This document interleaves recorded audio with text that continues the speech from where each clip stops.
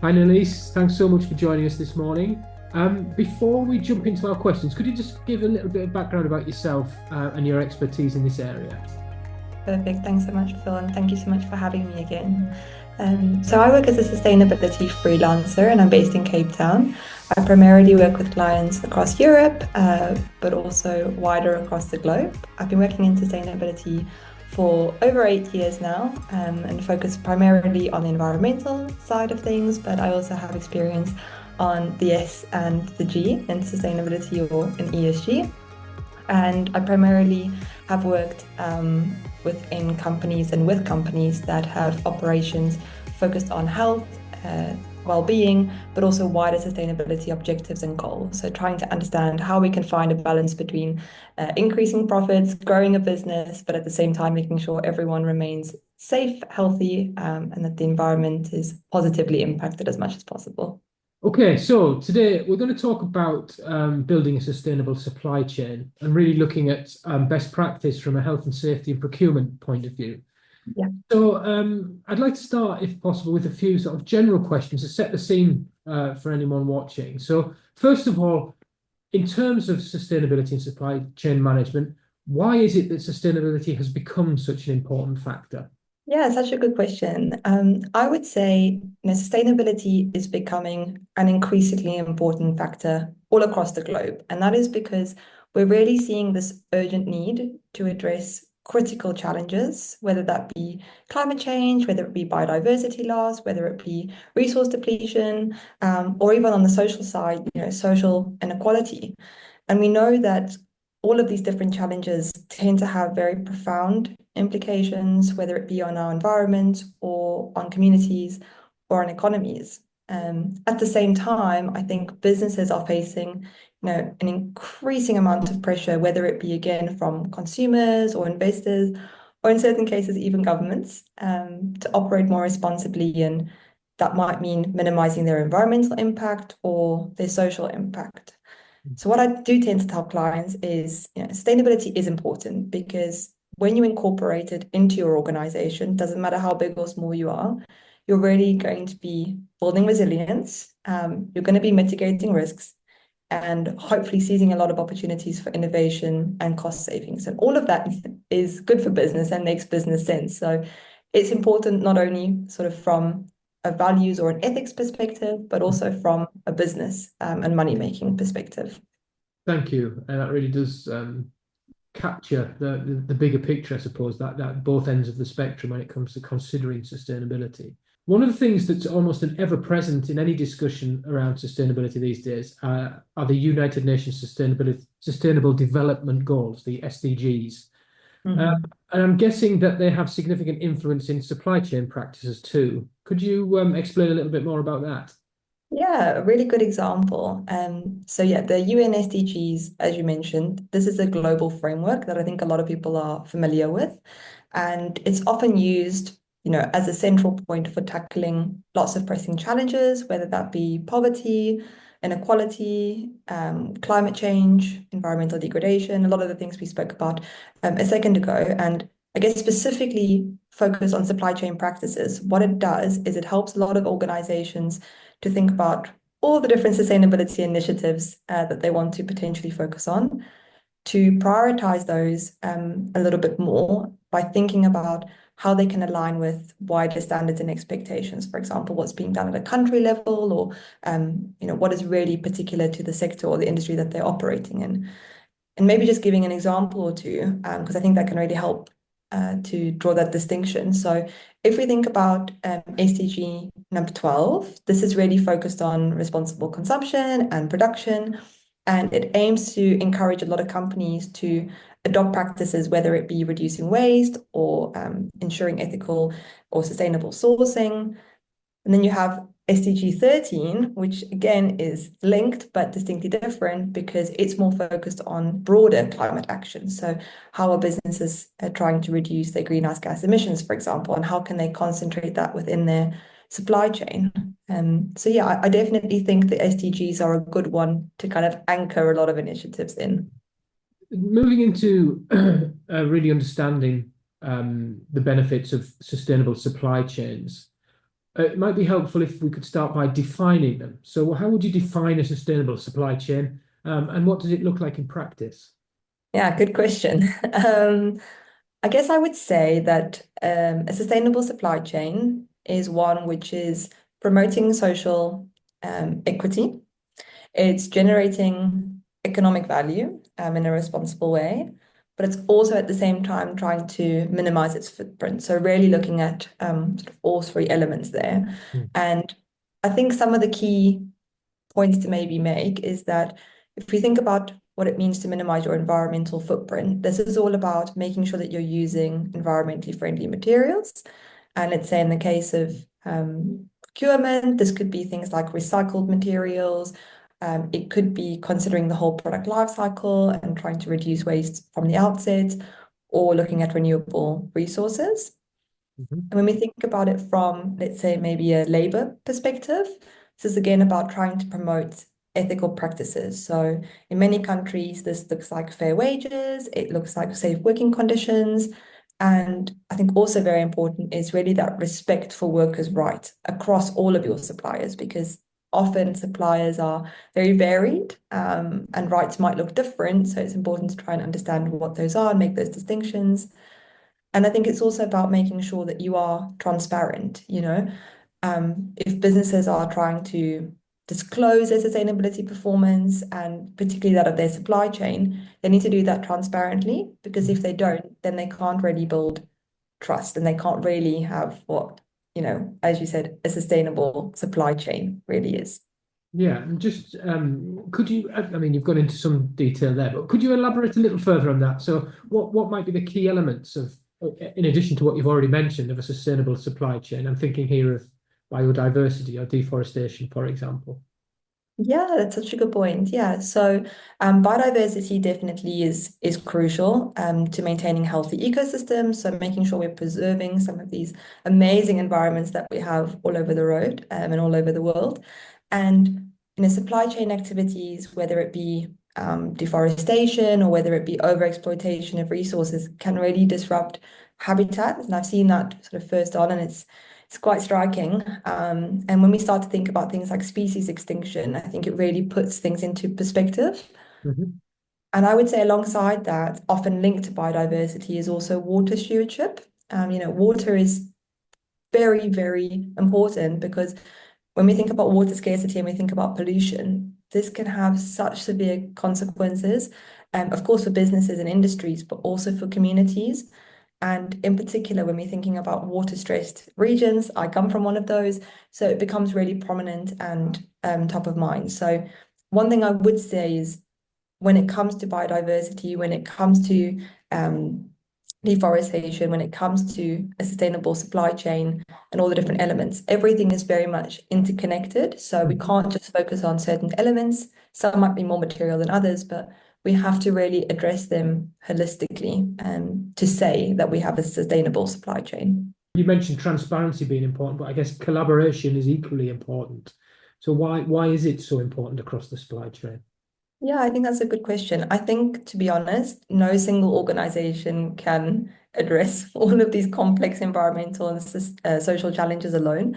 Sustainability or achieving sustainability really requires, I think, a lot of coordination and a lot of effort among all the different stakeholders. So, kind of understanding your value chain, understanding the role that suppliers are playing, manufacturers are playing, logistics providers, retailers, and even consumers.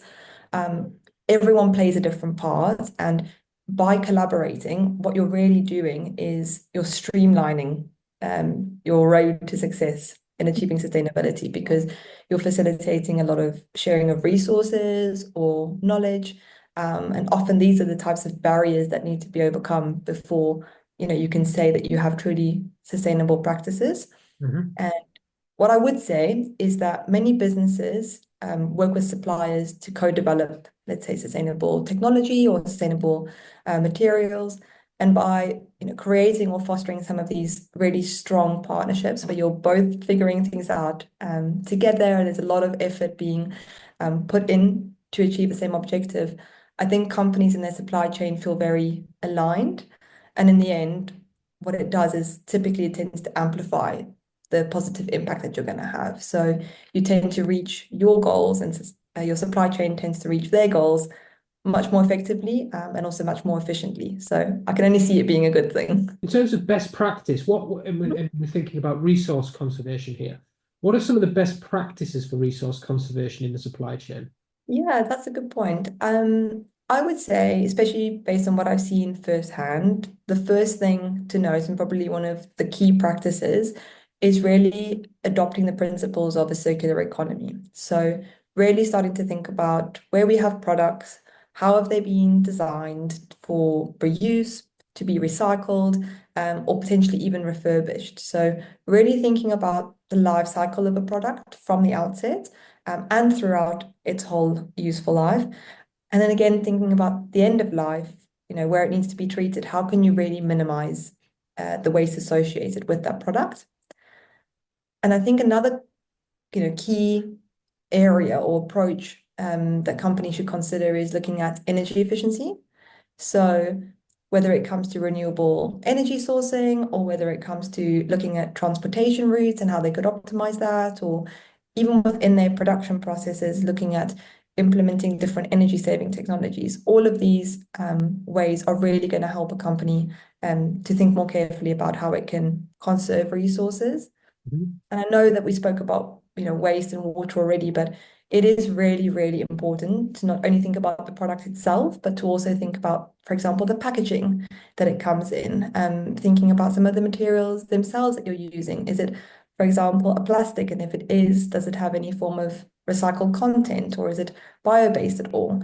Just so that we don't just think about how long a product can last, but we're also thinking about the materials that are being used to make those products in the first place. If we move on then to maybe thinking about more practical implementation or creation of sustainable supply chains, I'd imagine that many businesses understand the benefits. They realize it's important, but maybe some don't necessarily know how to go about building that supply chain. So how can sustainability principles be successfully incorporated into the health and safety practices as well as and procurement processes, particularly if we're talking in a specialized environment such as clinical procurement, for example? Yeah, I think what I would say on this topic, and of course we could speak for quite a long time on it, but I'll try and keep it short, is Mhm. that I think focus on a few things, focus on choosing those eco-friendly materials we were speaking about, and then make sure that whatever you're choosing isn't compromising safety standards, or any environmental criteria that you're setting, or that a client of yours is setting. So a good example might be if we think about PPE. There's lots of different options that are available, which I would say are more sustainable, whether it be biodegradable forms or recyclable forms. These are great options, and technology is so advanced now that it doesn't compromise safety or well-being. And specifically in procurement, I've often seen that the best way that sustainability can be embedded really is from the start, trying to establish really clear policies. And within those policies, make it clear that the company is choosing actively to prioritize environmentally responsible suppliers and products. And a very easy way that I would say companies can do that is look at things like compliance and certifications. So things like ISO 14001 when we're thinking about environmental management, or particularly looking at products, we could think of things like fair trade standards for ethical sourcing. Mm. And in that way, I think again, we're achieving something which is truly sustainable, which is you're promoting efficiency, you're promoting the health and safety of people, but you're also looking at environmental stewardship. So it really does tick that financial, social, and economic box again. Yeah, thank you. And I think you've probably answered the next question I was going to ask, which was about how those sustainability criteria can be balanced against business needs, such as cost consideration. There's lots of examples of many, many companies across the world who have looked at what the benefits are from a business perspective, Mm. and they've seen that it just does make financial sense. So, if the business itself looks at setting clear goals and measurable goals, and they engage their suppliers early, or as early as they can, then what they can do is they can start to look at their request for proposals or RFPs and maybe altering those or updating those. For example, asking for things like carbon footprint measurement or carbon footprint reduction, or needing to have certain types of certifications Yeah. included or being followed. So that's one way. And I would say another way is that a lot of companies are now starting to look at total cost of ownership. I won't go into that too much, but what it tries to do is it tries to look at the long-term economic benefits of sustainable products, whether that be lower energy costs or longer product lifespans, as opposed to just looking in the short term, at what the cost might be or the return of investment might be. So I think looking longer term means that you can more clearly see what the true cost consideration should be. And we all know in reality, things can look very different. So you can also start to think about operationally what is required for you to be able to achieve some of those savings that you might have estimated. How does an organization go about embedding that sort of sustainability criteria into their processes? Yeah, I think that's a good question. I think it is really about trying to understand where you will see most benefit Mhm. within the business. I think if we just start to think about sort of procurement and policies, a company right now might have lots of different policies or processes where sustainability could neatly fit into it. But it is important to focus on the areas that are most material and where you will see some of return on investment to get some traction. So yeah, I would say some of the key processes to look at definitely is procurement. Look at the full life cycle of procurement in the beginning when you're tendering. Look at recurring purchases that you might be making. Look at your supply chain. Look at your preferred suppliers list. Look at some of the policies that they have. Look at some of the policies that you might have. Try to see whether there might be some synergies between those. Often what I actually also see is that suppliers might have a certain policy that then inspires their customers or people in the wider value chain to adopt more stringent requirements as well. So it is really about trying to look at your own business, but then consider the wider value chain and try to find the most material areas of impact. And what about the best practice recommendations you may have for procurement managers when sourcing, for example, PPE and evaluating suppliers? Yeah, good question. Again, I think we already spoke about this balance between safety, durability, and environmental impact.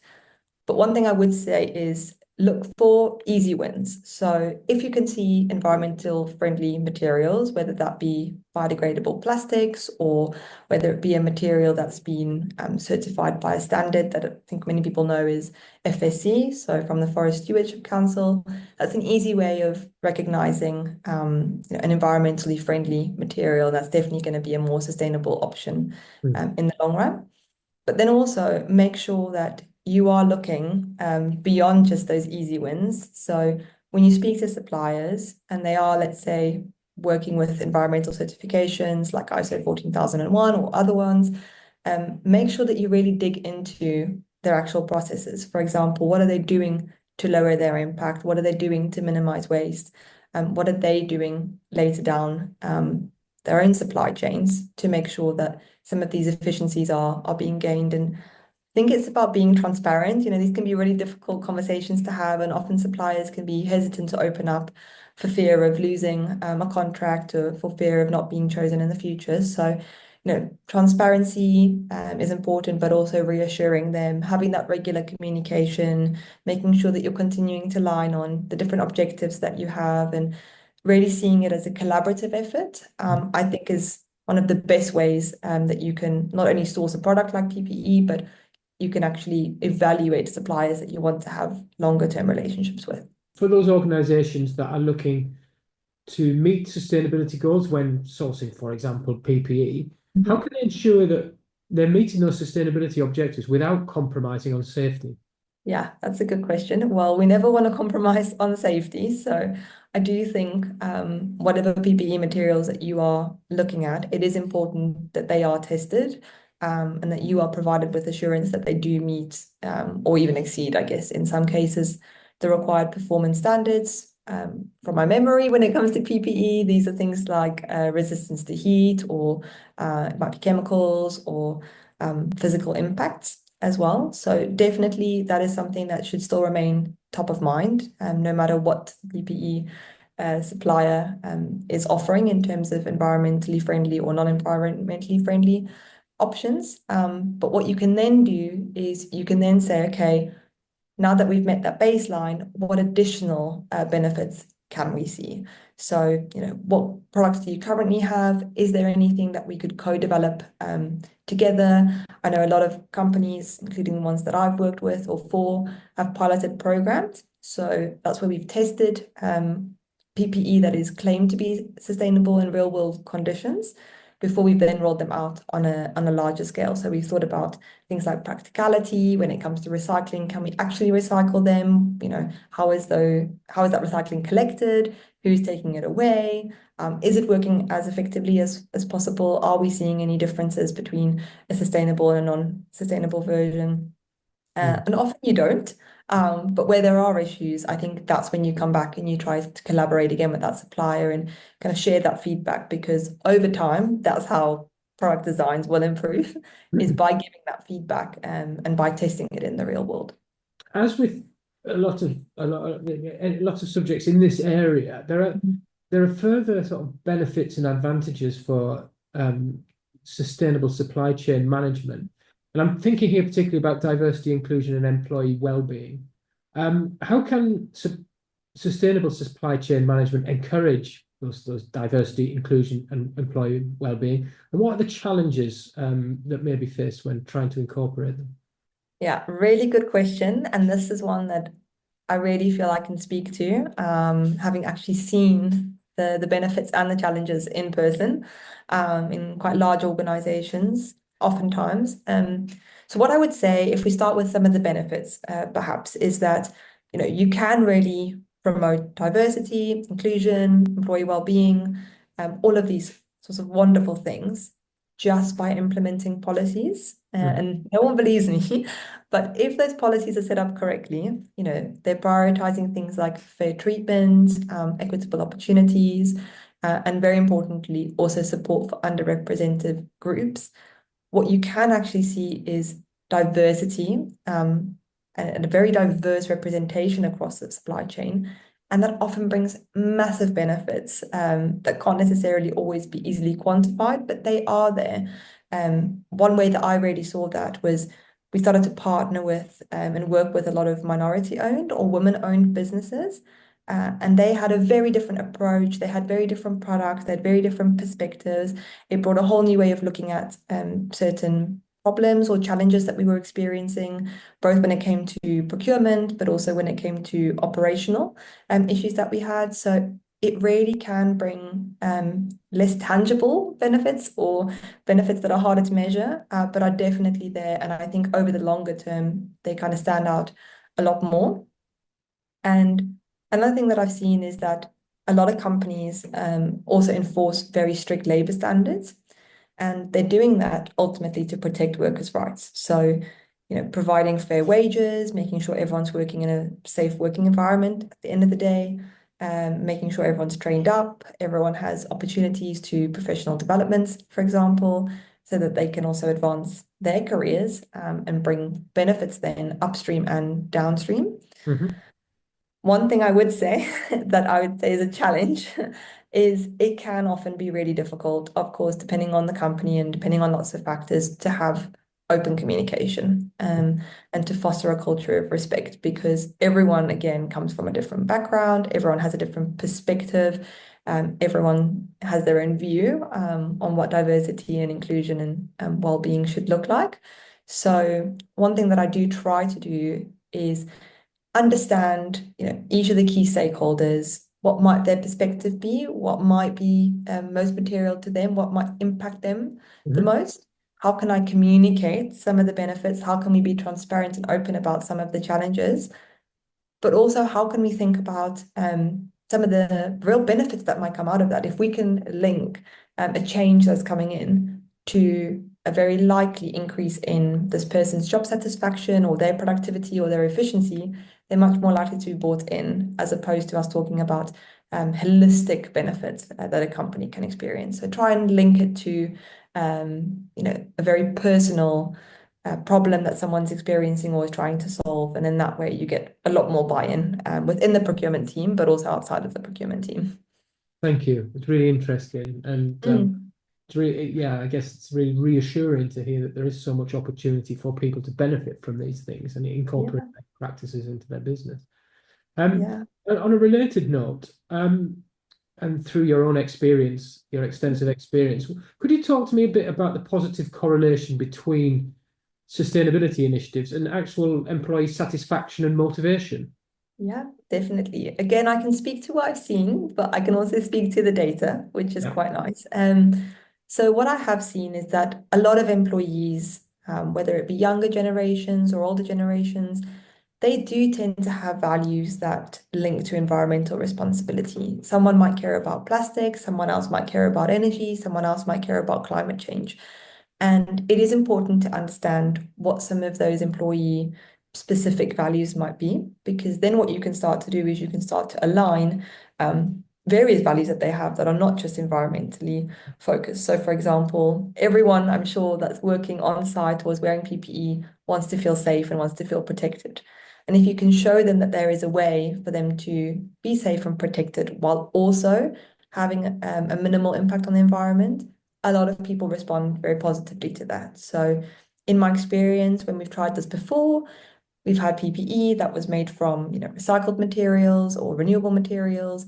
So we explained to everyone before they put them on that it does meet the necessarily safety criteria, but also it's working really hard to reduce the environmental footprint. And as an organization, by committing to the sustainable PPE, what we're trying to demonstrate is that we share the values that we see many of our employees having. So that is what we try to do as a means of education. And Mhm. what we then saw after that, because we did many surveys, we discussed a lot with workers on the ground, we saw that a lot of employees' morale and engagement was reported to be boosted because many workers said to me that they feel more connected to the company because they now feel that many of their own personal values are being reflected by the company and they're actually physically seeing that. It's not just words on a screen.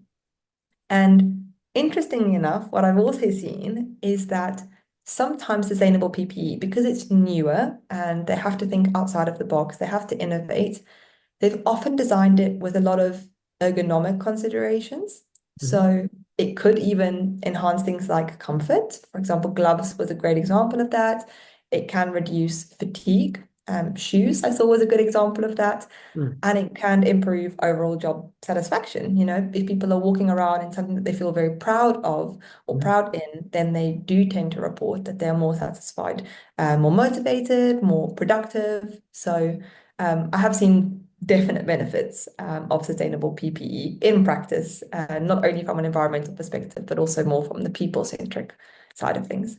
Thank you. Really interesting. And I'm suspecting an area people haven't necessarily considered too often.